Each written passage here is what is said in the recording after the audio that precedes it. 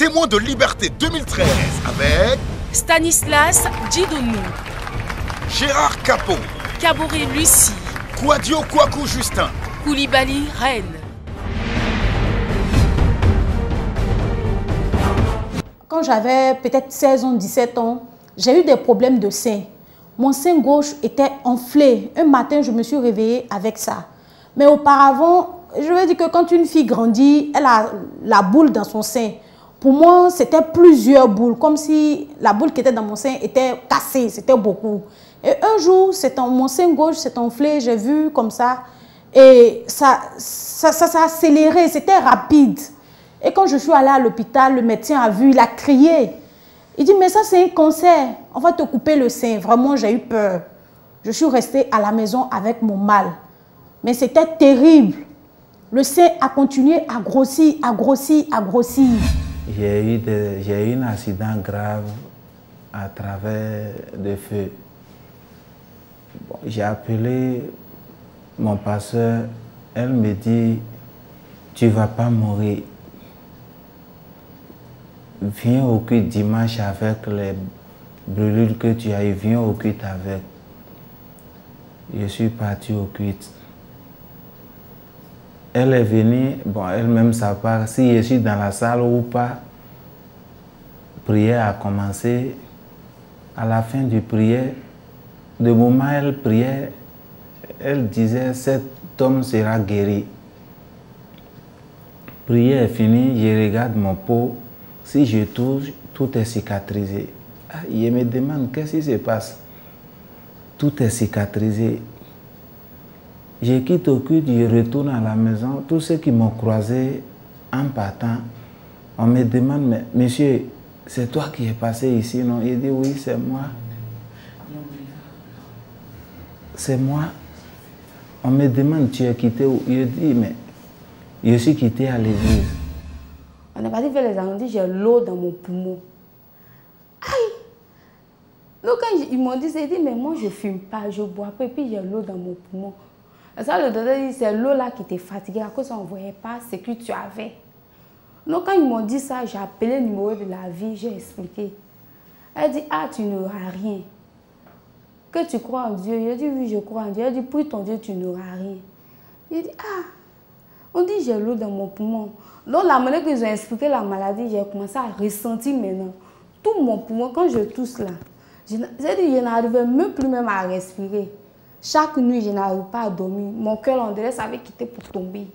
Quand je dors, quelqu'un me dit, tu vas mourir. Tu vas mourir. Il y a une parole qui me dit, non, tu ne vas pas mourir. Donc j'étais au milieu, j'ai dit, Seigneur, c'est toi ce que je regarde. Et puis, le dimanche, le samedi qui a suivi, j'ai appelé, c'est la maman même qui a décroché. Elle dit, ma fille, tu n'auras rien. Qu'il faut mettre ça en prière, tu n'auras rien. Donc dans ça aussi, elle a commencé à prier chaque jour, les prières de 5 heures, je suivais. Et quand je suis venue à Evie, après un bon culte, le Seigneur a commencé à me faire du bien.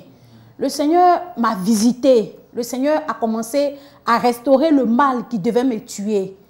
Et les deux seins se sont enflés. Mais la douleur était apaisée. La douleur était supportable. C'était plus comme auparavant. Et c'est comme ça que je n'ai plus jamais ressenti des douleurs que je ressentais qui étaient insupportables avant. Réellement, c'était le cancer de sein. C'est de ça que le Seigneur m'a délivré.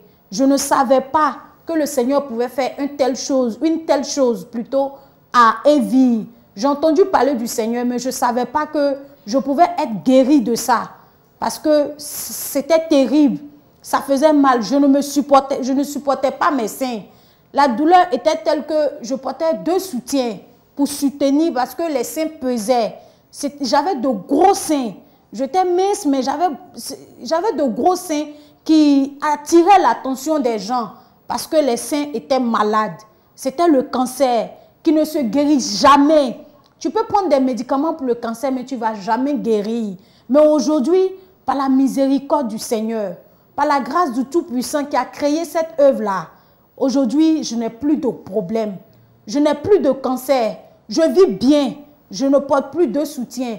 Mes seins sont revenus à sa forme normale. Donc j'ai appelé le numéro de la vie. On m'a dit non d'aller faire la 3e radio. Que ce qu'ils vont dire là, Donc, quand je suis partie, quand on est arrivé, le monsieur l'a dit, c'est ton tour. Dès qu'il s'est rentré, qu'il a fait, il dit, ah, madame, vous avez enlevé l'eau là. Maman dit, ah, même 5 francs, on n'a pas donné à quelqu'un. Il dit, mais la même que l'eau était beaucoup. L'eau là, c'est-à-dire l'eau là a séché, nous-mêmes on ne comprend plus. Que, ah, c'est quelle église ta fille va? Donc maman a dit, ah, elle va dans une église à Cocody, on appelle Evie. D'abord, bien avant, on dit le mois de septembre, je n'allais pas terminer. Parce que l'eau a beaucoup affecté mon poumon. Je n'arrivais même pas à manger. Mais quand on est parti faire la radio, puis on est revenu, quand ils ont dit à maman que toute l'eau là a séché, vraiment, maman, elle était émue, elle-même a commencé à pleurer devant le docteur. Elle dit, docteur, je vais refaire la radio. On a refait encore la radio. Le monsieur dit, il n'y a rien. Donc, quand on venait même à la maison, on dit, ah, maman, on a qu'à faire un marché, arriver à la maison. Et c'est comme ça. Jusqu'à aujourd'hui, vraiment, à travers Evie, Dieu a visité ma vie. Parce que moi-même, je ne croyais plus à ma guérison. C'est-à-dire, j'attendais seulement que la mort, mais à travers Evie, Dieu m'a restauré, Dieu m'a changé. Je suis arrivé à la maison, tous ceux qui sont dans la cour aussi, je ne comprends pas. Il y en a même qui ont pris tabouret, ils sont assis, ils me regardent. Mais comment ça s'est passé? Ce n'est pas comme ça, tu es quitté ici. Il dit, mais Dieu a fait. Dieu qui fait toujours pour les autres, il a fait pour moi aussi.